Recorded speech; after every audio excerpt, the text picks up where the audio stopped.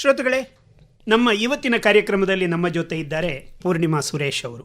ಪೂರ್ಣಿಮಾ ಸುರೇಶ್ ಅವರು ಆಕಾಶವಾಣಿಯ ಜೊತೆಗಿನ ನಂಟು ಅಂತ ಹೇಳಿದ್ರೆ ಸುಮಾರು 2-3 ದಶಕದ್ದು. ಅವರು ಆಕಾಶವಾಣಿಯ ಗ್ರೇಡೆಡ್ ನಾಟಕ ಕಲಾವಿದೆ ಕೂಡ.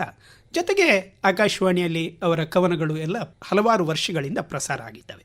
ಸಾಹಿತ್ಯ ಮತ್ತು ಸಾಂಸ್ಕೃತಿಕ ರಂಗದಲ್ಲಿ, ಮುಖ್ಯವಾಗಿ ನಾಟಕ ಮತ್ತು ಸಿನಿಮಾಗಳಲ್ಲಿ ಅವರು ಹಲವಾರು ವರ್ಷಗಳಿಂದ ತಮ್ಮನ್ನು ತೊಡಗಿಸಿಕೊಂಡಿದ್ದಾರೆ. ಸಾಹಿತ್ಯಕ್ಕಾಗಿ ಅವರಿಗೆ GSS ಕಾವ್ಯ ಪ್ರಶಸ್ತಿ, ಮುದ್ದಣ ಕಾವ್ಯ ಪ್ರಶಸ್ತಿ, ರತ್ನಮ್ಮ ಹೆಗ್ಡೆ ಮಹಿಳಾ ಗ್ರಂಥ ಬಹುಮಾನ, ಸಾಹಿತ್ಯ ಪರಿಷತ್ನ ಗೌರಮ್ಮ ದತ್ತಿ ಪ್ರಶಸ್ತಿ, ಹಾಗೆಯೇ ನಾಟಕಕ್ಕಾಗಿ ಉತ್ತಮ ಅಭಿನೇತ್ರಿಯಾಗಿ ಅವರಿಗೆ ರಾಜ್ಯ ಮಟ್ಟದ ಬಹುಮಾನ, ಸಿನಿಮಾಕ್ಕಾಗಿ ಕೊಂಕಣಿ ಸಿನಿಮಾದಲ್ಲಿ ಅಂತೂ ಈ ಸಿನಿಮಾದಲ್ಲಿ ಉತ್ತಮ ಸಪೋರ್ಟಿಂಗ್ ಆಕ್ಟ್ರೆಸ್ ಪ್ರಶಸ್ತಿ, ಹೀಗೆ ಹಲವಾರು ಪ್ರಶಸ್ತಿಗಳು ಅವರಿಗೆ ಸಂದಿವೆ.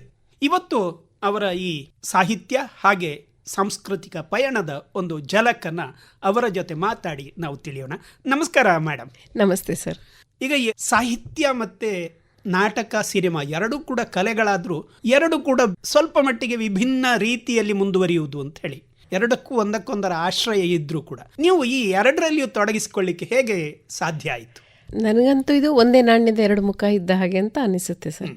ಸಾಹಿತ್ಯ ಮತ್ತು ಕಲೆ ಎರಡಕ್ಕೂ ನಂಟು ಅಂತ ಹೇಳಿದರೆ ನನ್ನ ಬಾಲ್ಯ ಜೀವನ ಅಂತ ಹೇಳ್ಬೋದು. ಆಗಿನ ಸ್ವಚ್ಛಂದ ಪರಿಸರ, ಮತ್ತೆ ನಾನು ನನ್ನ ಅಜ್ಜಿ ನೆರಳಲ್ಲಿ ಬೆಳೆದವಳು. ಅವರಿಗೆ ವಿಪರೀತವಾದ ಯಕ್ಷಗಾನದ ಪ್ರೀತಿ ಮತ್ತು ಮೋಹ ಎರಡು ಕೂಡ. ಯಾಕಂದ್ರೆ ಮನೆಯಲ್ಲಿ ಭಾಗವತಿಕೆ, ಯಕ್ಷಗಾನದ ಪುಸ್ತಕಗಳನ್ನು ಓದುದು, ಮತ್ತೆ ಸಂಜೆ ಎಲ್ಲಿ ಬಯಲಾಟ ಇದೆ ಅಲ್ಲಿ ಅವ್ರು ಹೋಗುವಾಗ ನನ್ನನ್ನು ಕೂಡ ಅವರ ಸೊಂಟದಲ್ಲಿ ಹಿಡ್ಕೊಂಡು ಹೋಗೋದಿತ್ತು ಬಾಲ್ಯದಲ್ಲಿ. ಎಲ್ಲಿವರೆಗೆ ಅಂದ್ರೆ ನನ್ನ ರಂಗರಂಗೋಲಿಯಲ್ಲಿ ಅದನ್ನೇ ಉಲ್ಲೇಖಿಸಿದ್ದೇನೆ. ನಾನು ದೊಡ್ಡವಳಾಗಿ ಅವರ ಕೈ ಹಿಡ್ಕೊಂಡು ಹೋಗುವವರೆಗೂ ಈ ನಂಟು ಬೆಳೆದಿತ್ತು. ಮತ್ತೆ ಅವ್ರು ನನಗೆ ಬಾಲ್ಯದಲ್ಲಿ ಮಕ್ಕಳಿಗೆ ಏನು ಹೇಳ್ತಾರೆ ಅದು ಕೊನೆವರೆಗೆ ಉಳಿಯುವುದು ಅಂತ. ಅವ್ರು ನಂಗೆ ಯಾವಾಗಲೂ ಹೇಳುದು, ಕೊನೆಗೂ ನಿನ್ನ ಕೈ ಹಿಡಿಯುವುದು ಈ ಅಕ್ಷರಗಳು ಮಾತ್ರ, ಮತ್ತೆ ಯಾವುದು ಈ ಹಣ ಇಂಥದ್ದೆಲ್ಲ ಅಲ್ಲ, ಅದರಿಂದ ನೀನು ಓದಬೇಕು, ತುಂಬ ಓದಬೇಕು ಅಂತ.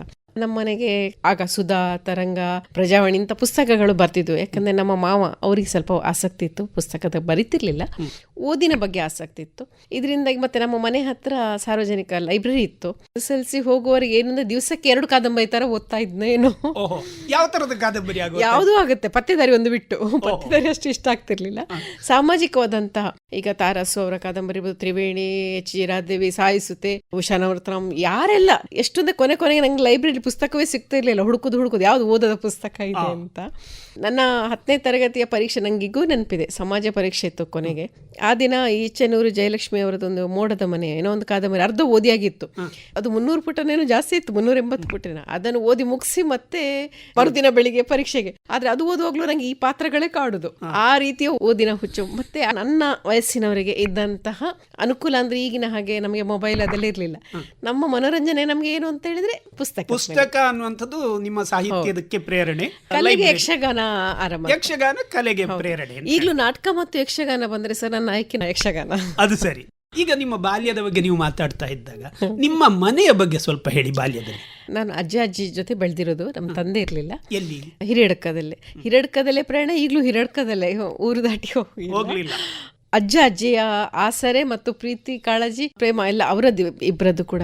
ಅದು ನನ್ನನ್ನು ಎಷ್ಟು ಶ್ರೀಮಂತಗೊಳಿಸಿತು ಅಂದರೆ, ನನ್ನ ಅಜ್ಜಿ ಬರೀ ಪ್ರೀತಿ ಮಾತ್ರ ಅಲ್ಲ, ಒಳ್ಳೆ ಹೆಡ್ ಮಾಸ್ಟರ್ ಕೂಡ. ಅವರು ಯಾವಾಗಲೂ ಕೋಲಿಡ್ಕೊಂಡೇ, ಅಂದರೆ ನಾನು ತಪ್ಪು ಮಾಡಿದಾಗೆಲ್ಲ ಆ ಥರ ಶಿಕ್ಷೆ ಕೊಡುವಂಥವ್ರು ಕೂಡ ಆಗಿದ್ರು. ಮತ್ತು ಅದೇ ಓದಬೇಕು ಅನ್ನೋದ್ರಿಗೆ ಅವರು ಓದ್ತಾ ಇದ್ರು.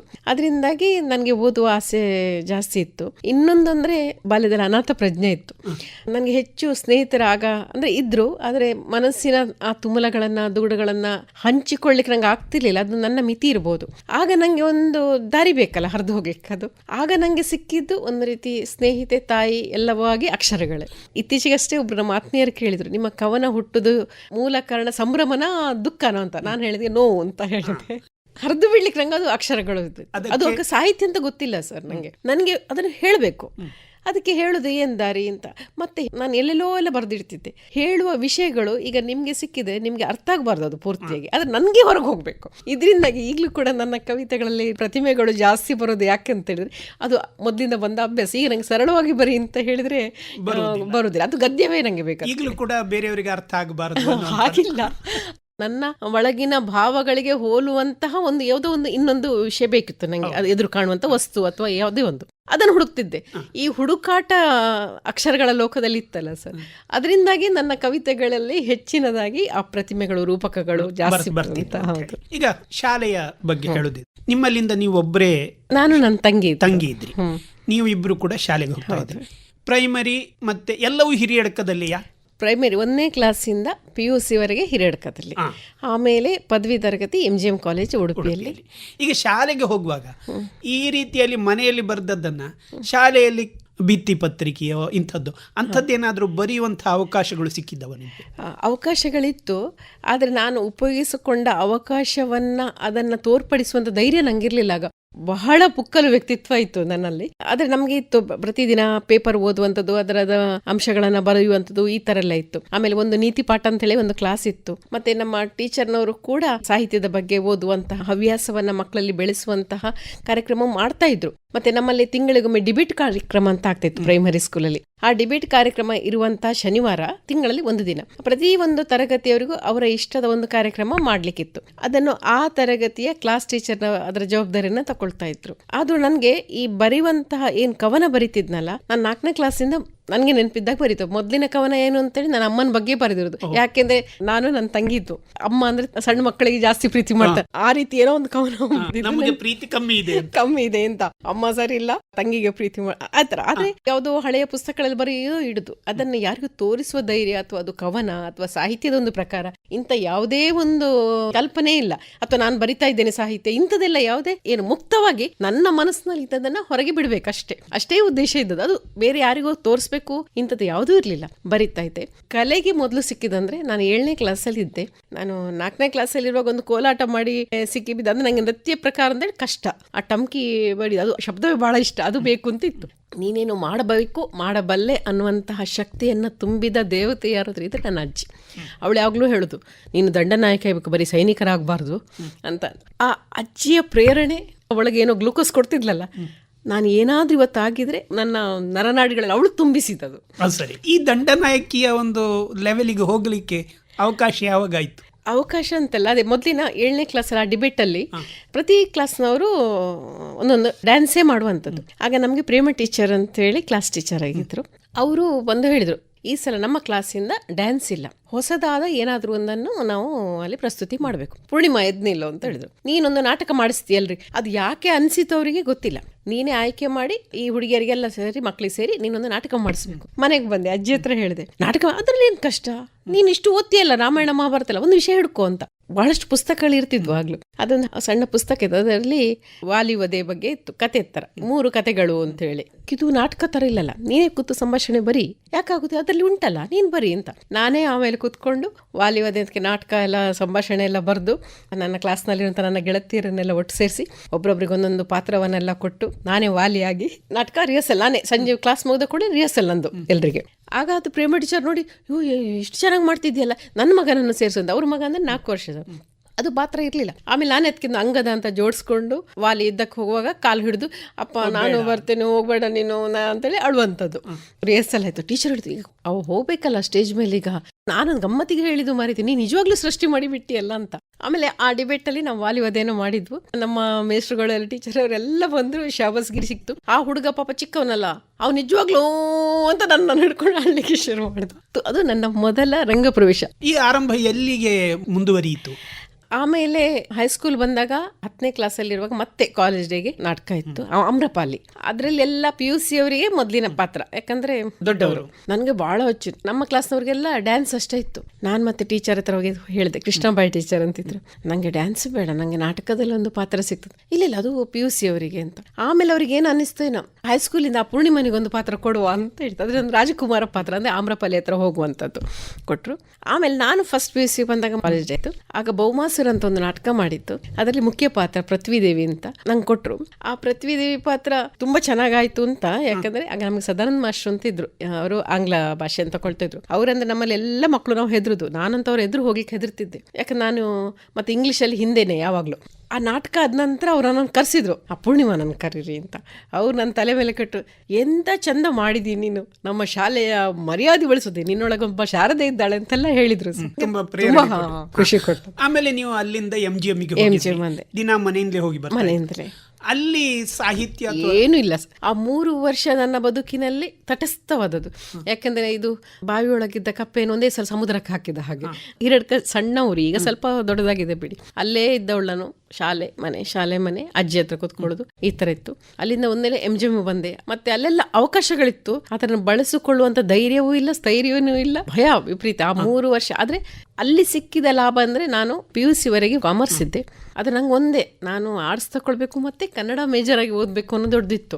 PUC ಆರ್ಟ್ಸ್ ತಗೊಳ್ಬೇಕಂದ್ರೆ ನಮ್ಮ ಮನೇಲಿ ನನ್ನ ಮಾವನವ್ರು ಬಿಡ್ಲಿಲ್ಲ, ಏನದು ಆರ್ಟ್ಸ್ ಎಲ್ಲ ಓದೋದು, ಕಾಮರ್ಸ್ ತಗೋ ಅಂತ. ಡಿಗ್ರಿ ಬರೋ ಮಾತ್ರ ನಾನು ಹೇಳಿದೆ, ನಾನು ಆರ್ಟ್ಸಿಗೆ ಹೋಗುದು, ನನಗೆ ಕನ್ನಡ ಮೇಜರ್ ಓದಬೇಕು ಅಂತ. ನನ್ನ ಗೆಳತಿಯರೆಲ್ಲ ಇದ್ದವರು ಬಿಕಾಮು, ನಾನೊಬ್ಳೇ ಆರ್ಟ್ಸಿಗೆ ಬಂದೆ. ಆದರೆ ಅಲ್ಲಿ ನನಗೆ ಒಳ್ಳೆಯ ಮೇಷ್ಟ್ರು ಸಿಕ್ಕಿದ್ರು, ಶಿವಸ್ವಾಮಿ ಸರ್ ಅಂತ ಹೇಳಿ, ಮತ್ತೆ ಪಾಂಡುರಂಗ ಸರ್ ಅಂತ ಒಳ್ಳೊಳ್ಳೆಯ ಲೆಕ್ಚರ್ಸ್ ಸಿಕ್ಕಿದ್ರು. ಮತ್ತೆ ಓದು ಕೂಡ ಅವಕಾಶ ಆಯಿತು. ಕಲೆಯ ಇದಿಲ್ಲ, ನಾಟಕ ಇದೆಲ್ಲ ಅದು ಬಂದಾಗಿತ್ತು. ಆದರೆ ಓದಿಗೆ ಬಹಳಷ್ಟು ಮತ್ತಷ್ಟು ಅವಕಾಶ ಸಿಕ್ಕಿತ್ತು. ಮತ್ತೆ ಮನೆಯಲ್ಲಂತೂ ಕಾದಂಬರಿ ಓದೋದು ಇದ್ದೇ ಇತ್ತು. ಮತ್ತೆ ಅಲ್ಲಿ ನಮಗೆ ಪಾಂಡುರಂಗ ಸರ್ ಅವರು ನಮಗೆ ಕೆಲವು ಕಾದಂಬರಿಗಳನ್ನು ಕೊಟ್ಟು ಅದರ ಬಗ್ಗೆ ವಿಮರ್ಶೆ ಬರೀಲಿಕ್ಕೆ ಹೇಳ್ತಾ ಇದ್ರು. ಹೆಸರವರು ಮತ್ತೆ ಬಂಡಾಯ ಕಾದಂಬರಿ ಸಿಕ್ಕಿತ್ತು. ನಾನು ಹೀಗೆ ಯಾರ ಹತ್ರ ಹೆಚ್ಚಾಗ ಮಾತಾಡ್ತಿರ್ಲಿಲ್ಲ. ಅದಕ್ಕೆ ನಾನು ಬರೆದ ವಿಮರ್ಶೆ ನೋಡಿ ಅವರು ಯಾರ ಹತ್ರ ಬರ್ಸ್ಕೊಂಡು ಬಂದೆ ಹೇಳು ಅಂತೇಳಿ, ಯಾಕಂದ್ರೆ ಇವಳು ಬರೆಯೋ ಬಲ್ಲೋಳು ಅಂತೇಳಿ. ಯಾಕಂದ್ರೆ ಮೌನವಾಗಿ ಸುಮ್ಮನೆ ಪ್ರಶ್ನೆ ಕೇಳಿದ್ರು ನಾನು ಉತ್ತರ ಕೊಡ್ತಿರ್ಲಿಲ್ಲ ಕ್ಲಾಸಲ್ಲಿ. ನಂಗೆ ಹೆದರಿಕೆ, ನನಗೆ ಗೊತ್ತಿದ್ರು ನಾನು ಹತ್ತದವ್ರು ಹೇಳಿದ್ದು ನಾನು ಹೇಳಿ ಅಂತ ಹೇಳೋದು. ಯಾಕಂದ್ರೆ ನಂಗೆ ನಿಂತು ಹೇಳಿದ್ರು ಎಲ್ಲರೂ ನನ್ನನ್ನೇ ನೋಡಿ ಬಿಡ್ತಾರಲ್ಲ, ಹೆದರಿಕೆ ನಂಗೆ. ಆ ಥರ ವ್ಯಕ್ತಿತ್ವ ಇತ್ತು. ಹಾಗೆ 3 ವರ್ಷದ ಏನಿಲ್ಲ ಡಿಗ್ರಿ ಕಳೀತು. ಅದರ ಮಧ್ಯೆ ಏನಾದರೂ ಈ ಕವನ ಬರೆಯುವ ಅಂತ ಹೇಳಿ ತೋರಿದ್ದುಂಟಾ? ಅಲ್ಲ, ಅದು ಬರಿತಾ ಇದ್ದೆ, ಆದ್ರೆ ಯಾರಿಗೂ ಗೊತ್ತಿಲ್ಲ, ಮತ್ತೆ ಯಾರಿಗೂ ತೋರಿಸೋದೂ ಇಲ್ಲ. ಈಗ ನೀವೇನೋ ಒಂದು ಮಾತಾಡಿದ್ರಿ, ಅಥವಾ ನೀವು ನನ್ನನ್ನು ನೋಡೋ ದೃಷ್ಟಿಯಲ್ಲಿರ್ಬೋದು, ಅಥವಾ ಮಾತಿನಲ್ಲಿ ನಂಗೆ ಏನೋ ಒಂದು ನೋವಾಯ್ತು, ಅಥವಾ ನಾನೇನೋ ಕೆಳಗೆ ಇದ್ದೀನಿ, ಅಥವಾ ನನ್ನನ್ನು ನಿರ್ಲಕ್ಷ್ಯ ಮಾಡ್ತಾರೆ ಅಂತ ಏನೋ ಅನಿಸ್ತು. ಆಗ ನಂಗೆ ಯಾರಿಗೂ ಹೇಳಲಿಕ್ಕಿಲ್ಲ, ಮನೆಗೆ ಬರೋದು ಬರೆಯೋದು, ಅದನ್ನು ಏನೋ ಒಂದು ವಿಷಯ ಇಟ್ಟುಕೊಂಡು. ಅದು ಅಲ್ಲಿಗೆ ಅಂಥದ್ದು ಎಲ್ಲಿ ಹೋಗಿದೋ ಗೊತ್ತಿದೆ ಅವೆಲ್ಲ. ಅಷ್ಟೆಲ್ಲ ಬರ್ದಿದ್ದೀರಿ. ಈಗ 3 ವರ್ಷದ ಡಿಗ್ರಿ ಕಳೆದ ಮೇಲೆ ಮುಂದೇನು ಅಂತ ಯೋಚನೆ? ಹೌದು, ಡಿಗ್ರಿ ಆಗುವ ಮೊದಲೇ ಸರ್ ನಾನು ಕೆಲಸಕ್ಕೆ ಸೇರ್ಬೇಕಾಯ್ತು. ನಾನು ಮೊದಲೇ ಹೇಳಿದಾಗೆ ನಾವು ಅಜ್ಜಾಜ್ಜಿ ಮನೇಲಿ ಇದ್ವು. ಮನೇಲಿ ಕಷ್ಟ ಅಂತ ಇರಲಿಲ್ಲ, ಆದರೆ ನಮ್ಮ ಒಳಗೆ ಒಂದು ನಾವು ಪರಾವಲಂಬಿಗಳು ಅಂತ ಅನ್ನುವಂಥದ್ದು ಆ ಭಾವ ನನ್ನೊಳಗಿತ್ತು. ನನ್ನ ತಂಗಿಗಿರ್ಲಿಲ್ಲ, ನನಗಿತ್ತು. ಅದು ಯಾಕೋ ನಾನು ಸ್ವತಂತ್ರಳಾಗಬೇಕು ಅಥವಾ ಈ ಹಂಗಿನ ಇದರಿಂದ ಸ್ವಲ್ಪ ಹೊರಗೆ ಬರಬೇಕು ಅಂತ. ಹಾಗಂತ ನನ್ನ ಅಜ್ಜಿ ಅಂತೂ ನನ್ನನ್ನು ವಿಪರೀತ ಪ್ರೀತಿ ಮಾಡ್ತಾ ಇದ್ರು. ಆಗ ನಾನು ಡಿಗ್ರಿಯ ರಿಸಲ್ಟ್ ಬರೋ ಮೊದಲೇ ಮಣಿಪಾಲದ ಟ್ಯಾಪ್ಮಿ ಮ್ಯಾನೇಜ್ಮೆಂಟ್ ಕಾಲೇಜ್ ಇದೆಯಲ್ಲ, MBA ಕಾಲೇಜ್, ಅಲ್ಲಿ ತಾತ್ಕಾಲಿಕವಾದಂಥ ಒಂದು ಹುದ್ದೆಗೆ ಕಾಲ್ಫರ್ ಮಾಡಿದ್ರು. ರಿಸಲ್ಟ್ ಏನೂ ಬಂದಿರಲಿಲ್ಲ ಡಿಗ್ರಿದು. ನನಗೆ ಅಂದರೆ ಬೇಕು ಕೆಲಸ, ಹಾಗೆ ಹೋಗಿದ್ದೆ. ಅಲ್ಲಿ ನೋಡುವಾಗ ನನಗೆ ಡಿಗ್ರಿಯಲ್ಲಿ ಎಕನಾಮಿಕ್ಸ್ ಸಿಗಿದ್ದಂಥ ಅಜಿತ್ ಸರ್ ಅಂತ ಒಬ್ಬರು ಇದ್ರು. ಅವರಿಗೆ ಸ್ಟೂಡೆಂಟ್ ನಾನು, ಏನಿಲ್ಲಿ ಬಂದೆ ಅಂತ. ನನಗೆ ಎಷ್ಟೊಂದು ಅಪ್ಲಿಕೇಶನ್ ಬರೀಲಿಕ್ಕೂ ಗೊತ್ತಿಲ್ಲ. ಆ ಥರ ಒಂಥರ ಅಂದರೆ ನಾ ಬರೆದು ತಪ್ಪಾಗುತ್ತೆ ಅಂತ ಗೊತ್ತಿಲ್ಲ ಅನ್ನೋಗಿಂತ ಆ ತಪ್ಪಿನ ಒಂದು ಭೀತಿ ನಂಗೆ ವಿಪರೀತ ನನ್ನ ವ್ಯಕ್ತಿತ್ವದಲ್ಲಿತ್ತು. ಅವರೇ ಬರೆದು ಕೊಟ್ಟು, ಅವರೇ ಅದರದ್ದು ಆಗ ಇನ್ಚಾರ್ಜ್. ಬಿಡಿ ಕಟ್ಟುವವರ ಸಮಸ್ಯೆಗಳ ಬಗ್ಗೆ, ಅದು ಸೆಂಟ್ರಲ್ ಗೌರ್ಮೆಂಟ್ ಇದೇನೋ ಪ್ರಾಜೆಕ್ಟ್, ಅದಕ್ಕೆ ಮಾಡಲಿಕ್ಕೆ ಮಾರ್ಕೆಟಿಂಗಿಗೆ ಒಂದು 15 ಜನ ಹುಡುಗಿಯರನ್ನು ತಗೊಳ್ಳಿಕ್ಕಿತ್ತು. ಹಾಗೆ ನಾನು ಅಲ್ಲಿ ಆಯ್ಕೆಗಿದೆ. ಅದೊಂದು 3 ತಿಂಗಳು ಅಲ್ಲಿ ಮಾಡಿದೆ. ಆಮೇಲೆ ಡಿಗ್ರಿ ರಿಸಲ್ಟ್ ಬಂತು. ಈ ಎಲ್ಲರನ್ನು ತೆಗೆದಾಕಿ 3 ಜನರನ್ನು ಅದರದ್ದು ಸಾರಾಂಶವನ್ನು ಬರೆಯುವಂತಹ ಒಂದು ಕೆಲಸ ಆಫೀಸಲ್ಲಿ ಕೂತಿತ್ತು. ಮತ್ತೆ ನಾನು ಹೋದೆ. ಆಗಲ್ಲಿ ಶೇಷಗಿರಿ ರಾವ್ ಅಂತ ಅದರದ್ದು MD ಏನೋ ಆಗಿದ್ದು ಮ್ಯಾನೇಜಿಂಗ್ ಡೈರೆಕ್ಟರ್. ಅವ್ರ ಹತ್ರ ಕೇಳಿದ್ರೆ ನಾನು ಮತ್ತೆ ಹೋಗಿ ಮಾತಾಡಿಸಿದೆ, ಸರ್ ನಂಗೆ ಅಗತ್ಯ ಇದೆ, ಹೀಗೆ ಒಂದು ಕೆಲಸ ಕೊಡ್ಬೋದಾ ಅಂತ. ಮೊದಲೇನೋ ದಿವಸಕ್ಕೆ 30 ರೂಪಾಯಿ ಲೆಕ್ಕದಲ್ಲ, ಆಗಿನ ಕಾಲದಲ್ಲಿ ಇದು ಅಂದರೆ 92-93ರಲ್ಲಿ ನನಗೆ 600 ರೂಪಾಯಿ ತಿಂಗಳ ಸಂಬಳಕ್ಕೆ ನಾನು ಅಲ್ಲಿ ಮತ್ತೆ 3 ತಿಂಗಳು ನನಗೆ ಕೆಲಸ ಮುಂದುವರಿತು. ಅದು ಕೆಲಸ ಮಾಡಿದೆ. ಆಮೇಲೆ 3 ಜನರಲ್ಲಿ ಕಡೆಗೆ ಮತ್ತೇನೋ ಕೊನೆಯ ಹಂತಕ್ಕೆ ಒಬ್ಬರನ್ನ ನೆರೆದಾರಿಸಿತ್ತು, ಅಲ್ಲಿ ಕೆಲಸ ಮಾಡಿದೆ. ಆಮೇಲೆ ಅದರ ನಂತರ ನಿರ್ಮಲಾ ಟ್ರಾವೆಲ್ಸಲ್ಲಿ ನಾನು ಟೂರ್ ಮ್ಯಾನೇಜರ್ ಆಗಿ ಒಂದು 3 ವರ್ಷ ಕೆಲಸ ಮಾಡಿದೆ. ಎಲ್ಲಿ? ಅದು ಉಡುಪಿ ಆಫೀಸಲ್ಲಿ ಹಾಕಿದ್ರು. ಅದು ಕೆಲಸ ಏನು ಅಂದರೆ ಟ್ರಾವೆಲ್ಸ್, ನಮಗೆ ಟೂರ್ ಹೋಗ್ಲಿಕ್ಕಿರುವಾಗ ಟೂರ್ ಮ್ಯಾನೇಜರ್ ಆಗಿ ಜನರನ್ನು ಕರ್ಕೊಂಡು ಹೋಗೋದು, ಆ ಸ್ಥಳದ ಇತಿಹಾಸವನ್ನು ಹೇಳೋದು, ಆ ಪ್ರೇಕ್ಷಣೀಯ ಸ್ಥಳಗಳಿಗೆ, ದೇವಾಲಯಗಳಿಗೆ ಎಲ್ಲರನ್ನು ಕರ್ಕೊಂಡು ಹೋಗೋದು. ಇದು ಎಲ್ಲೆಲ್ಲಿ ಸುತ್ತಿದ್ದೀರಿ? ದಕ್ಷಿಣ ಭಾರತ, ಉತ್ತರ ಭಾರತ ಎಲ್ಲ ಸುತ್ತಿದ್ದೀರಿ? ಎಲ್ಲ ಅಂತಲ್ಲ, ಒಂದಷ್ಟು. ಹೌದು. ಇದು ಏನಾಯ್ತಂದ್ರೆ, ನಾನು ಯಾವಾಗಲೂ ಹೇಳೋದಿದೆ, ಬದುಕಿನಲ್ಲಿ ನಡೆಯುವ ಪ್ರತಿಯೊಂದು ಘಟನೆಗಳು ಪೂರ್ವ ನಿಯೋಜಿತ, ಮತ್ತು ಅದು ಏನೋ ಒಂದು ಆಗ್ಲಿಕ್ಕೆ ಅಂತ. ಡಿಗ್ರಿಯಾಗಿ 2-3 ವರ್ಷ ಮದುವೆ ಆದೆ. ಮತ್ತೆ ನನ್ನದೇ ಆದಂಥ ಒಂದು ಟ್ರಾವೆಲ್ಸ್ ಆರಂಭ ಮಾಡಲಿಕ್ಕೆ ಕೂಡ ಇದು ಕಾರಣ ಆಯಿತು. ಸರಿ, ನಿಮ್ಮದೇ ಆದಂತಹ ಒಂದು ಪೂರ್ಣಿಮಾ ಟ್ರಾವೆಲ್ಸ್ ಅಂತ ಹೇಳಿ ಮಾಡಿದ್ದೀರಿ. ಇದಕ್ಕೆ ಯಾವ್ದಾದ್ರು ಹಿನ್ನೆಲೆ ಅಂತ ಹೇಳಿದ್ರೆ ಈ ಬರೇ ಈ ಟೂರ್ ಹಿನ್ನೆಲೆ ಮಾತ್ರವಾ ಅಥವಾ ಬೇರೆ ಏನಾದ್ರು ಉಂಟಾ? ನನ್ನದೇ ಆದ ಏನೋ ಒಂದು ಮಾಡಬೇಕು ಅನ್ನುವಂಥ ಹಂಬಲ. ನನ್ನ ಅಜ್ಜಿ ಅದು ಊರಿದ್ದಿರ್ಬೇಕು. ನನ್ಗೆ ಈಗಲೂ ನೆನಪಿದೆ ಸರ್. ಮದುವೆ ನನ್ನ ಗಂಡ ಕೇಳ್ತಾ ಇದ್ರು, ಅಂದರೆ ಇವರದ್ದು ದೊಡ್ಡ ಕುಟುಂಬ, ಏನಾಗಬೇಕು ನಿಂಗೆ, ಏನು ಬೇಕು ನಿಂಗೆ, ಹೀಗೆ ವಸ್ತುಗಳ ಬಗ್ಗೆ ಹೇಳೋದು. ನಾನಾಗ ಅವ್ರ ಹತ್ರ ಹೇಳೋದಿತ್ತು, ನನಗೆ ದೊಡ್ಡ ಜನ ಆಗಬೇಕು ಅಂತ. ಸರಿ. ಆಗ ನನ್ನ ಗಂಡ ಯಾವಾಗಲೂ ತಮಾಷೆ ಮಾಡ್ತಿದ್ರು, ಇನ್ನು ನಿಂಗೆ ಏನು ಆಗ್ಲಿಕ್ಕೆ ಆಗೋದಿಲ್ಲ, ಯಾಕಂದ್ರೆ ಏನು ಕೇಳಿದ್ರು ಇದಲ್ಲ, ನನಗೆ ದೊಡ್ಡ ಜನ ಬೇಕು, ನೀನೊಂದು ಬೆನ್ನಲ್ಲಿ ಒಂದು ಬರೆದು ಹಾಕು, ನಾನು ಯಾಕೆ ನೀನೊಂದು ದೊಡ್ಡ ಜನ ಅಂತ ಓದ್ತಾರೆ ಅಂತ ತಮಾಷೆ ಮಾಡೋದಿತ್ತು. ಈ ರೀತಿಯ ಏನೋ ನಾನು ಸಾಧಿಸಬೇಕು, ಅಥವಾ ಸಾಧನೆನೋ ದೊಡ್ಡ ಪದ ಅಲ್ಲ, ಆದರೂ ಏನೋ ಆಗಬೇಕು ಅಂತ ಹೇಳುವಂತಹ ಒಂದು ಹಂಬಲಿಕೆ ಅದು ನನ್ನನ್ನು ಕಾಡ್ತಾ ಇತ್ತಲ್ಲ, ಇದಕ್ಕೆ ಇರಬೇಕು. ಆ ಟ್ರಾವೆಲ್ಸ್ ಹೋಗೋಕ್ಕೆ ಕಾರಣ ಆಯಿತು. ನನಗೆ ಆಗ ಗೊತ್ತಿರೋದು ಕೆಲಸ ಏನು, ಎಲ್ಲರ ಜನ ಕರ್ಕೊಂಡು ಹೋಗುವಂಥದ್ದು. ಇದರ ಜೊತೆಗೆ ನನಗೆ ಅನ್ನೋ ದೈವ ರಕ್ಷಕ, ದೇವರ ಬಗ್ಗೆ ಇರುವಂತಹ ನಂಗೊಂದು ಪ್ರೀತಿ ಮತ್ತು ಆ ಭಾವ ಇದೆಯಲ್ಲ, ಅದರಿಂದಾಗಿ ಈ ಕೆಲಸ ಅದಕ್ಕೆ ತುಂಬ ಹತ್ತಿರ ಆಯಿತು. ಬಾಲ್ಯದಲ್ಲಿರುವ ಹಲವಾರು ಘಟನೆಗಳು ನನ್ನ ಅನುಭವಕ್ಕೆ ಬಂದಾಗ, ಅದಕ್ಕಾಗ ನನಗೆ ನನ್ನ ಜೊತೆ ಯಾರು ಇಲ್ಲ ಅನ್ನುವಾಗ ಏನೋ ಒಂದು ಬರ್ತಿತ್ತು. ಅದು ನಾನು ಅಂದ್ಕೊಳ್ಳೋದು, ನಮ್ಮ ಅರಿವಿನ ಪರಿಧಿಯ ಆಚೆ ಯಾವುದೋ ಒಂದು ಶಕ್ತಿ ಇದೆ, ಅದಮ್ಯವಾಗಿ ಅದನ್ನು ಕರೆದ್ರೆ ಅದು ಸಹಾಯಕ್ಕೆ ಬರ್ತದೆ. ಇದು ನನಗೆ ತುಂಬ ಅನುಭವ ಆಗ್ತಾ ಇತ್ತು. ಈ ಕೆಲಸ ಅದಕ್ಕೆ ತುಂಬ ಹತ್ತಿರ ಆಗಿತ್ತು. ಪೂರ್ಣಿಮಾ ಟ್ರಾವೆಲ್ಸ್ ಪ್ರಾರಂಭ ಮಾಡುವಾಗ ಹೇಗೆ ಮಾಡಿದ್ರಿ? ನನಗೆ ಟೂರ್ ಹೋಗುವಂಥ ಅನುಭವ ಇತ್ತು.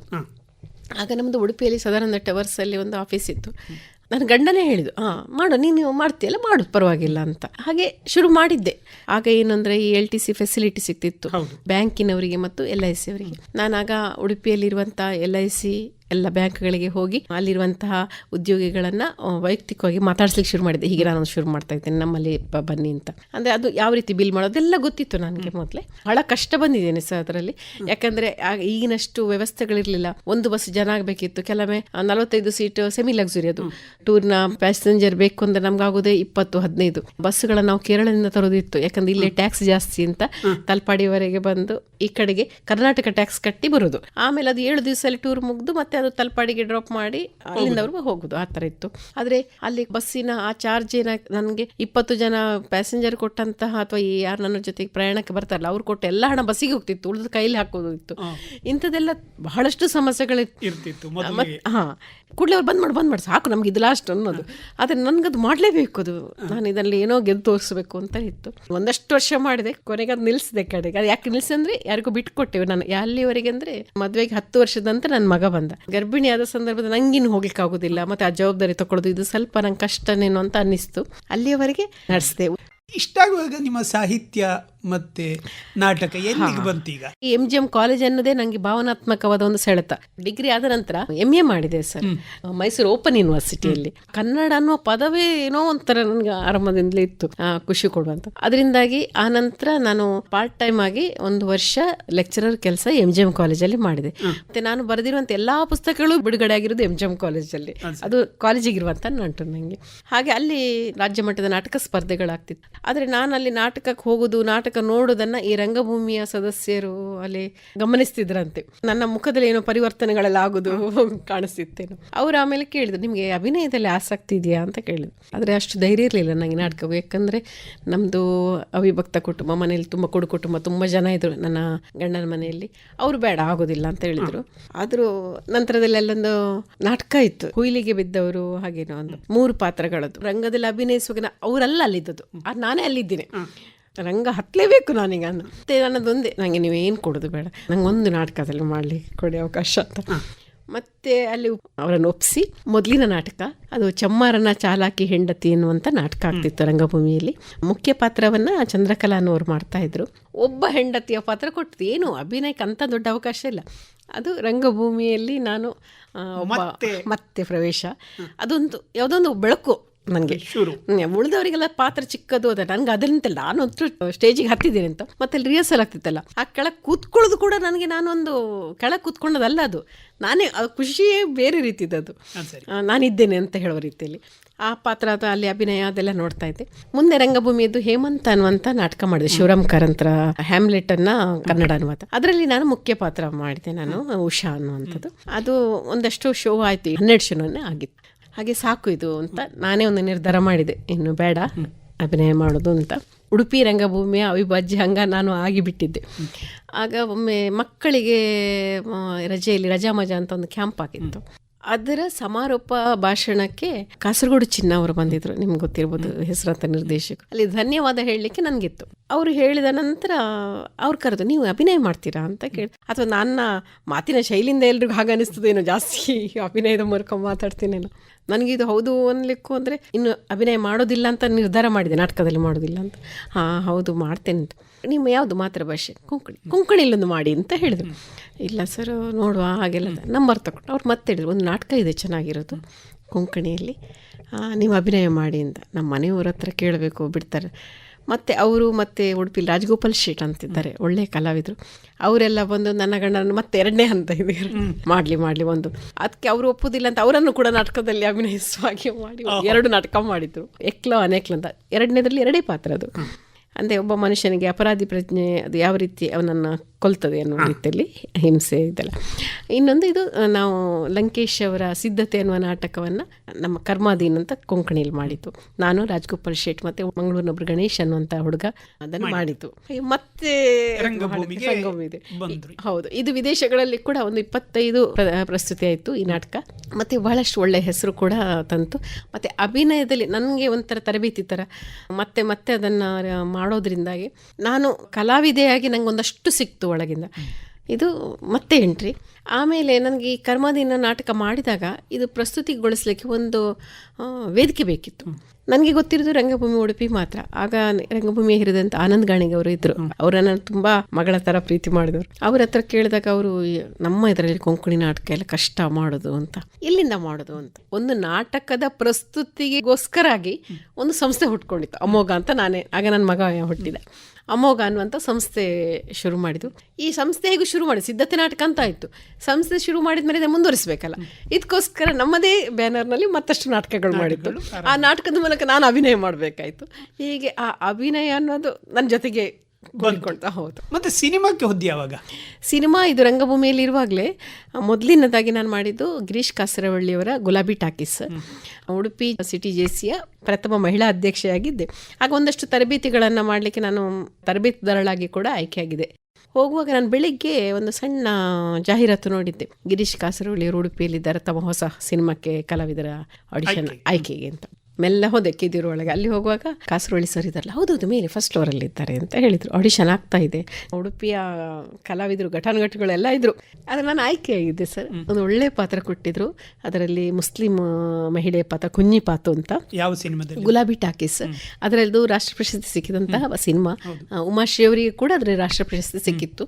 ಇದರಲ್ಲಿ ಉಮಾಶ್ರೀ ಅವರ ಗಂಡನ 2ನೇ ಹೆಂಡತಿ ಪಾತ್ರ ನಾನು. ಚೆನ್ನಾಗಿತ್ತು ಪಾತ್ರ. ಅದು ಮೊದಲ ಸಿನಿಮಾ. ಮತ್ತೆ ನೀವು ಬೇರೆ ಬೇರೆ ಸಿನಿಮಾಗಳಲ್ಲಿ ಕೂಡ ಮಾಡಿದ್ರಿ.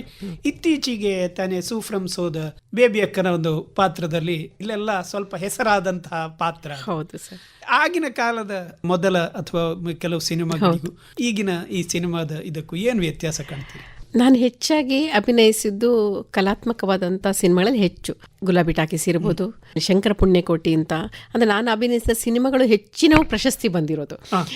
ಆದರೆ ಜನರು ಗುರುತಿಸುವಲ್ಲಿ ಅದು ಸೋತಿದೆ ನನ್ನ, ಅಥವಾ ನಾನು ಪಾತ್ರಧಾರಿ ಒಬ್ಬ ಕಲಾವಿದೆಯಾಗಿ ನನ್ನನ್ನು ಗುರುತಿಸುವಲ್ಲಿ ಅದು ಆ ಸಿನಿಮಾಗಳು ದೊಡ್ಡ ಕಾಣಿಕೆ ಕೊಡಲಿಲ್ಲ ಅಂತ. ಆದರೆ ಸಿನಿಮಾಗಳೆಲ್ಲೂ ಚೆನ್ನಾಗಿತ್ತು. ಅದು ಒಂದು ಮಟ್ಟದ ಪ್ರೇಕ್ಷಕರಿಗೆ ಮಾತ್ರ ತಲುಪುವಂಥದ್ದು.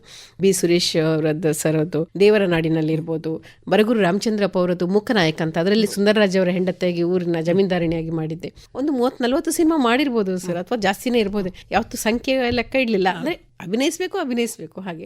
ಆದರೆ ಜನರಿಗೆ ನನ್ನನ್ನು ಪರಿಚಯ ಮಾಡಿಸ್ಲಿಲ್ಲ. ಎಷ್ಟು ಪರಿಚಯ ಮಾಡಲಿಲ್ಲ ನನ್ನ ಪಕ್ಕದ ಮನೆಯವರಿಗೂ ಗೊತ್ತಿಲ್ಲ ನಾನು ಅಭಿನಯ ಮಾಡ್ತೇನೆ ಅಂತ ಹೇಳಿ. ಆದರೆ ಫ್ರಮ್ ಸೋ ಅಚಾನಕ್ಕಾಗಿ ಕಲಾವಿದಿಗೆ ಸಿಕ್ಕಿದಂಥ ದೊಡ್ಡದೊಂದು ಏನು ಬೂಸ್ಟ್. ಹೌದು, ನಾನು ನಿರೀಕ್ಷೆ ಕೂಡ ಮಾಡಿದ್ದದು. ಅಥವಾ ನಾನು ಆಡಿಷನ್ಗೂ ಹೋಗಿರಲಿಲ್ಲ, ಇಂಥ ಒಂದು ಸಿನಿಮಾ ಆಗ್ತದಂತನೂ ಗೊತ್ತಿರಲಿಲ್ಲ. ಆದರೆ ನನಗದು ಕರಿತಾ ಇತ್ತು ಸರ್, ಆ ಬೇಬಿ ಅಕ್ಕನ ಪಾತ್ರ ಅಂತ. ಕೊನೆಯ ಕ್ಷಣದಲ್ಲಿ ಅವರ ಶೂಟಿಂಗ್ ಆಗುವ ಒಂದು 10 ದಿವಸ ಮೊದಲೇನೋ ನನಗೆ ಫೋನ್ ಬಂತು, ನಿರೀಕ್ಷಿತವಾಗಿ ಆಯ್ಕೆ ಆದೆ. ಅದಕ್ಕಾಗಿ ನಾನು ಅದರ ನಿರ್ದೇಶಕರಿಗೆ, ಅದರಲ್ಲಿ ಯಾರು ಆಯ್ಕೆ ಮಾಡ್ತಾರೆ ಅವರಿಗೆಲ್ಲರಿಗೂ ನಾನು ಋಣಿ. JP ಸರ್ ಇರ್ಬೋದು, ರಾಜ್ ಸರ್ ಇರ್ಬೋದು, ಅವರಿಗೆಲ್ಲ ಋಣಿ. ಮತ್ತು ಆ ಚಿತ್ರೀಕರಣದ ಸಮಯ ಕೂಡ ಹಾಗೆ ಬಹಳಷ್ಟು ಒಬ್ಬ ಕಲಾವಿದೆಗೆ ಕಲಿಕೆಗೂ ಅದು ಕಾಣಿಕೆ ನೀಡಿದೆ. ಈ ಗುರುತಿಸುವಿಕೆ ಒಂದು ಭಾಗ. ಒಬ್ಬ ವಿದ್ಯಾರ್ಥಿನಿಯಾಗಿ ನಾನು ಕಲ್ತಿದ್ದೇನೆ ಅಲ್ಲಿ. ಅದುವರೆಗಿನ ಕಲಿಕೆ ಒಂದು ರೀತಿ. ಇಲ್ಲಿ ನನಗೆ ಗೊತ್ತಿಲ್ಲದ ಕೆಲವು ಸೂಕ್ಷ್ಮಗಳನ್ನು ಅವ್ರು ಹೇಳಿಕೊಟ್ಟಿದ್ರು. ಒಬ್ಬ ಕಲಾವಿದ ಯಾವ ರೀತಿ ಕ್ಯಾಮರಕ್ಕೆ, ಅದರ ಮೊದಲೇ ಅಭಿನಯಿಸಿದ್ದೆ. ಕಲಿಕೆ ದೃಷ್ಟಿಯಿಂದ ಕೂಡ ನನಗೆ ತುಂಬ ಮುಖ್ಯ ಆಗಿತ್ತು. ಮತ್ತು ಆ ಪರಿಸರ ಕೂಡ ತುಂಬ ಇಷ್ಟ ಆಗಿತ್ತು. ಕಲಾವಿದರಿಂದ ಹೇಗಿರಬೇಕು ಅನ್ನೋದಕ್ಕೆ ಕೂಡ ನಾನು ಬೇರೆಯವರ ನಡವಳಿಕೆ ನೋಡಿ ಬಹಳಷ್ಟು ತಗೊಂಡಿದ್ದೆ ಅಲ್ಲಿ. ಜನರು ಕೂಡ ಗುರುತಿಸಿದರು. ಮತ್ತು ಈಗ ಎಲ್ಲಿ ಹೋದರೂ ಕೂಡ ಆ ಗುರುತಿಸುವಿಕೆ ನನ್ನ ಗುರುತಿಸುವುದು ಅದರಿಂದ ಕಲಾವಿದೆ ಒಬ್ಬಳಿಗೆ ಸಿಕ್ಕಿದಂಥ ದೊಡ್ಡ ಮನ್ನಣೆ. ಈಗ ಮತ್ತೆ ಸಾಹಿತ್ಯಕ್ಕೆ ಬರುವುದಿದ್ರೆ, ಅಜ್ಜಿ ನನ್ನನ್ನು ಬೆಳೆಸಿದ್ರು, ಅದೇ ರೀತಿ ಬೆಳೆಸಿದಂತಹ ಇನ್ನೊಂದು ಯಾವುದೋ ಸಂಸ್ಥೆ ಅಥವಾ ಯಾವುದಾದ್ರು ಏನಾದರೂ ಇದ್ದರೆ ಅದು ಆಕಾಶವಾಣಿ. ಪದವಿ ತರಗತಿಯಲ್ಲಿ ಇರುವಾಗಲೇ ನಾನು HS ಶಿವಸ್ವಾಮಿ ಅಂತ ಹೇಳಿ ನನ್ನ ಸರ್ MA ಮಾಡಬೇಕಂತ ಇತ್ತು. ಅವ್ರ ಹತ್ರ ಮಾತಾಡಿಸ್ಲಿಕ್ಕೆ ಅವರ ಮನೆಗೆ ಹೋಗ್ತಿದ್ದೆ. ಅವರ ಮನೆಯವರು ಕೂಡ ಬರಿತಾ ಇದ್ರು, ಚಿಂತನ ಕಾರ್ಯಕ್ರಮ ಬರ್ತಾ ಇತ್ತು. ನನಗೆ ಆಸೆ, ನಾನು ಏನಾದರೂ ಆಕಾಶವಾಣಿಯಲ್ಲಿ ಬರಿಬೇಕು ಅಥವಾ ಆಕಾಶವಾಣಿಯಲ್ಲಿ ಬರಬೇಕು ಅಂತ. ಆದರೆ ಕೇಳೋದು ಹೇಗೆ? ಅವರವರು ಗಂಡ ಹೆಂಡತಿ ಮಾತಾಡುವಾಗ ನನಗೂ ಒಂದು ಅವಕಾಶ ಸಿಗ್ತಿದೆ, ಕೇಳಲಿಕ್ಕೆ ಎಲ್ಲ ನನಗೆ ದಾಕ್ಷಿಣ್ಯ. ಒಂದು ಸಲ ಸರೇ ಕೇಳಿದರು, ನೀನು ಬರೀತೀಯಲ್ಲ, ಕತೆ ಬರೀತೀಯಲ್ಲ, ಕಳಿಸು ಅಂತ. ನನಗೆ ಅಲ್ಲಿ ಯಾರೂ ಪರಿಚಯ ಇಲ್ಲ ಅಂತ. ಪರಿಚಯಕ್ಕೆ ಯಾರ ವಶೀಲಿಂದ ನೀನು ಇದು ಮಾಡೋದಲ್ಲ, ನಿನ್ನ ಸಾಮರ್ಥ್ಯದಿಂದ ನೀನು ಏನೋ ಆಗಬೇಕು, ಕಳಿಸು ಪೋಸ್ಟಲ್ಲಿ. ನನಗಾದರೂ ಸರ್ ಮೇಲೆ ಬೇಜಾರು. ಮತ್ತು ಅವ್ರು ಹೇಳಿದ್ರು, ನಿಲಯ ನಿರ್ದೇಶಕರು ಆಕಾಶವಾಣಿ ಅಷ್ಟು ಬರೆದು ಕಳಿಸೋದು. ಮತ್ತೇನು ಮಾಡೋದು, ಆಯಿತು ಅಂತ ನಾನೇ ಒಂದು ಕಳಿಸಿದೆ. ಆಗ ಇಲ್ಲಿ ಶರಪೇಂದ್ರ ಸ್ವಾಮಿ ಸರ್ ಇದ್ದರು. ಅವರು ಅದನ್ನು ಯುವವಾಣಿಗೆ ಆಯ್ಕೆ ಮಾಡಿ ನನಗೆ ಬಂತು. ನನಗೆ ಆಶ್ಚರ್ಯ, ನನ್ನ ಕತೆ ಸಹ ಆಯ್ಕೆ ಆಗ್ತದೆ. ಮೊದಲ ಕತೆ ಆಯ್ಕೆ ಆದದ್ದು. ಹೌದು. ಆನಂತರ ನಾನು ಯುವವಾಣಿಯಲ್ಲಿ ಒಂದಷ್ಟು ಕತೆಗಳನ್ನು ಇಲ್ಲಿ ಆಗ ಆ ಸಮಯದಲ್ಲಿ ಇದು ಮಾಡಿದೆ ಸರ್, 95-96 ಆ ಸಮಯದಲ್ಲಿ. ಅದೀಗ ಕತೆಗಳಿಲ್ಲ ನನ್ನ ಹತ್ರ, ಇಲ್ಲೂ ಕೂಡ ಇಲ್ಲ. ಹೌದು, ಇದು ನನ್ನ ಬರವಣಿಗೆಗೆ ಸಿಕ್ಕಂಥ ದೊಡ್ಡ ಒಂದು ರಾಜಮಾರ್ಗ, ಬರಿಬೇಕು ಅಂತ. ಎಲ್ಲಿಯವರೆಗೆ ಅಂದರೆ ಕೆಲವೊಮ್ಮೆ ಕತೆಗಳು ನಾನು ಬರೆದಿರೋದಿಲ್ಲ. ಆಗ ನನಗೆ ಆಕಾಶವಾಣಿಯಿಂದ ನಿಮ್ಮ ಪತ್ರ ಬರ್ತಾ ಇತ್ತು, ಇಂಥ ತಾರೀಕಿಗೆ ನಿಮ್ಮ ಕತೆ ರೆಕಾರ್ಡಿಂಗ್ ಉಂಟು ಅಂತ. ಅದಕ್ಕೋಸ್ಕರ ನಾನು ಕತೆ ಬರಿತಾ ಇದ್ದೆ. ನಾನು ಸರ್ ಹತ್ರ ಹೋಗಿ ಹೇಳುದು, ಕಾಗದ ಇದು ಬಂದಿದೆ, ಲೆಟ್ರ್ ಬಂದಿದೆ, ಏನು ಕತೆ ಇಲ್ಲ, ಒಂದು ಕಳಿಸ್ತೇನೆ, ಬರ್ದ ಕಥೆಯನ್ನು ಕಳಿಸಬಾರ್ದು, ಇದಕ್ಕೋಸ್ಕರ ಹೊಸ ಕತೆ ಬರಿಬೇಕು ಅಂತ ಸರ್ ಹೇಳ್ತಾ ಇದ್ರು, ಶಿವಸ್ವಾಮಿ ಸರ್. ಅದಕ್ಕೋಸ್ಕರನೇ ಕತೆ ಬರೀತಾ ಇದೆ. ಒಂದಷ್ಟು ಬಂದಿದೆ, ಸಂಘರ್ಷ, ಮುಖಾಮುಖಿ ಅಂತೆ, ಕಾಲ್ಗೆಜ್ಜೆ, ಹೆಸರುಗಳು ನೆನಪಿದೆ, ಕತೆಗಳಿಲ್ಲ ಈಗ.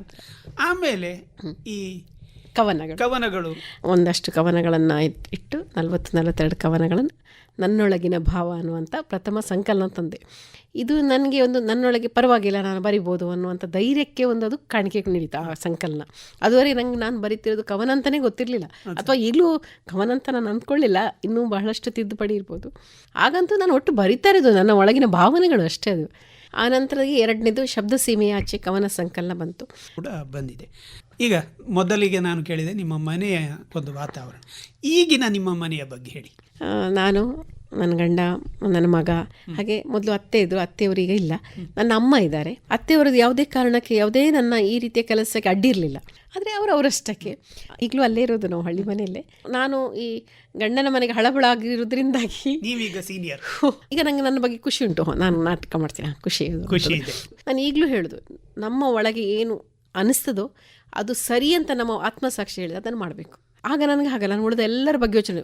ಈಗ ನಾನು ಅದನ್ನು ಪ್ರಶ್ನೆ ಮಾಡ್ತೇನೆ, ಬೇಕಾದರೆ ಯಾಕೆ ಸಾಕು, ಅಥವಾ ಆ ನಾಟಕದಲ್ಲಿ ಅಭಿನಯಿಸೋದ್ರಿಂದ ಅಥವಾ ಯಾವುದೇ ಒಂದು ಅಭಿನಯ ಅಥವಾ ಅಕ್ಷರಗಳು ನಮ್ಮ ಕೆಲಸದಿಂದ ಇತರರಿಗೆ ತೊಂದರೆಯಾಗಿದೆಯೋ ಅಥವಾ ಅದು ಆಗಿಲ್ಲದೇ ಇರುವಾಗ ಅದು ಸರಿ ಅಂತ ನನ್ನ ಅನಿಸಿಕೆ. ಮತ್ತು ನಮ್ಮ ಮನೆಯವರು ಕೂಡ ಪ್ರೋತ್ಸಾಹ ಕೊಡ್ತಾರೆ. ಅವ್ರಿಗೆ ಅರ್ಥ ಆಗೋದಿಲ್ಲ ನಾನು ಬರೆದೋದು ಕವನ. ಅವ್ರು ಯಾವಾಗಲೂ ತಮಾಷೆ ಮಾಡೋದಿದೆ, ನಾನು ಹೆಂಡತಿ ಬರ್ದಕ್ಕೆ ನಾನು ಕೊಡ್ತೇನೆ, ಆದರೆ ನನಗೆ ಏನಂತ ಗೊತ್ತಾಗೋದಿಲ್ಲ, ಆದರೆ ತುಂಬ ಪ್ರೋತ್ಸಾಹ ಕೊಡ್ತಾರೆ ಸರ್. ಒಳ್ಳೆಯದು ಪೂರ್ಣಿಮಾ ಸುರೇಶ್ ಅವರೇ. ನಿಮ್ಮ ಸಾಹಿತ್ಯ ಮತ್ತು ಕಲೆ, ನಾಟಕ, ಸಿನಿಮಾ, ಈ ಎಲ್ಲದರ ಪ್ರೇರಣೆ ಜೊತೆಗೆ ಇದರಲ್ಲಿ ನೀವು ನಡೆದು ಬಂದ ಹಾದಿಯ ಒಂದು ಕಿರು ಚಿತ್ರಣವನ್ನು ನಮ್ಮ ಕೇಳುಗರಿಗೆ ಮಾಡಿಕೊಟ್ಟಿದ್ದೀರಿ. ಧನ್ಯವಾದ.